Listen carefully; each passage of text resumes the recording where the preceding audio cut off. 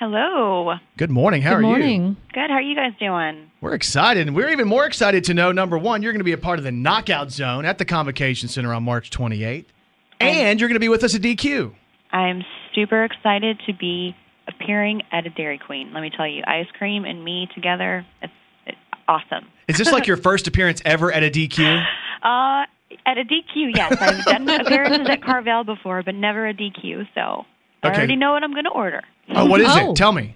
The Oreo Brownie Sundae. Oh, Awesome. my gosh. I just had that last night, actually, so. So you're like a major fan. This works out perfectly. It does, yeah. So you were actually an endorsement girl for a different product before, right? Tom's Hot Fries. Yes, I was on the front of the bag of the hot fries. Oh, yeah. So we got to work this in. You can be the DQ chick across the country. Can I be the DQ chick? How are we going to make this happen? We'll have to talk to Andy at DQ. We'll work on that. Because then I can get tons and tons and tons of free ice cream. I think that's okay with me. If we just show your picture, you're in. Let's do it. You guys forward it over for me, all right? Okay, so tell me this, though, like a TNA Knockout, you know, championships and all the different stuff that you've won. I don't really see you as the type that eats a whole lot of ice cream. I eat a whole lot of everything, What? believe it or not. Yeah, I am a junk food junkie, and anything and everything that is not good for you, you'll find me eating it. So that means like you have to work even harder when you go to the gym, right? Not really. Well, golly. No, like it's my parents. Like, God bless them. My parents have fantastic genes, and my mom is actually worse than me when it comes to eating junk food. I get it from her. The two of us sit there together, and we go pound for pound with whatever we can get our hands on, whatever is in the cupboard for the night. But I get it from her. I blame her for this. Okay, up until this moment, I think I had a little girl crush on you. I don't know anymore. If you don't have to work out and you get to eat whatever you want. Well, I do go to the gym, when I can to keep up on my cardio, because it is important to strengthen your muscles and keep your cardio in tip-top shape, for what we do. But I just feel like we bump and we get hurt so much, and we're on the road so much that I feel like when I'm home, I like to just relax my body and not, work it even harder in the gym, and if the day comes where I have to, then, I will. But for now, I'm just going to enjoy it.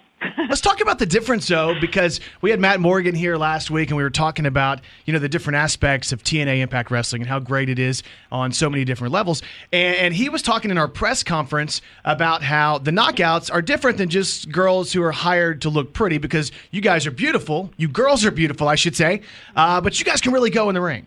I'm super proud of the knockouts that we have here, because what you said is absolutely correct. We don't have any girly girls here that really, would complain or say we hit too hard or you're too rough with me or anything. It's like, once you're in the ring, it's anything goes. If you get punched in the face, if you get chopped too hard, you know what? You have to take it. You have to roll with the punches. No pun intended. But the knockouts roster is super strong right now. We have girls like Gail and Tara, and and we're hoping to expand our knockouts division. And we don't have no sissies here. That's awesome. So, like, if we look at your bio, we're looking at it. You did all kinds of stuff in school. You were a part of cross country and track and cheerleading and softball, all this different stuff. Where did wrestling fit into this whole thing, and what made you decide to jump into this?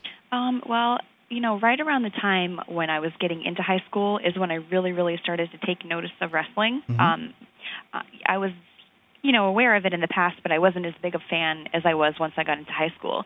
And, me and my buddies, I went to college, so we would all pile into one room on Monday nights, and we would watch the wrestling that would be on, and we would just talk about it like little kids the next day, like, oh, did you see what happened? Oh, this is so cool. Because back then, it's when, what was it, 99, 2000, that's when wrestling was at an all-time peak, and it was super hot. So how could you not be a fan back then? That's what really, really got me hooked. So just watching, the likes of specifically Lita do what she did in the ring, when she made her debut, what she brought to the table for women's wrestling, she really raised the bar. And, I mean, as soon as I saw her, I was an immediate fan. And I knew who she was from before when she was in ECW. So I know, but they didn't really let her wrestle. When she came, when she crossed over and she made her debut, and, it was, and I just saw her move around the ring, and she appeals to the guys, she appeals to the girls. I was like, wow, this chick is cool. I want to do what she does. She makes this look fun, and she makes it look super cool. So right around that time, like right after, in high school, I should say after high school is when I really made the decision to want to be in the business. And so I went to a wrestling school in my hometown my home state of Connecticut, I found a school, and I signed up. I started training on a regular basis, and 6-7 years later, here I am in TNA.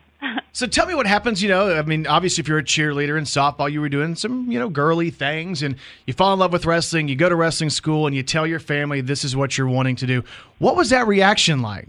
My family has always been super supportive of anything I wanted to do, no matter how risky or whatever it was. But, my parents both thought it was super cool. They were like, okay, like they weren't expecting something, a career like this coming out of me. Right. But they knew, I've been athletic and in sports since I was 7 years old. So they weren't entirely shocked because I was always doing something, whether it was, softball, whether it was cross country, track, whatever was going on athletically. I was always involved in that. So I still to this day have the support of my parents and my family, and they can't stop bragging about me. And sometimes I have to be like, okay, Mom, put the picture away. Okay, Mom, put the trading card away. Okay, Mom, you're embarrassing me. But, it's just because she's super proud. So That's awesome. I'm lucky and I'm blessed in that sense where I have the support of my family.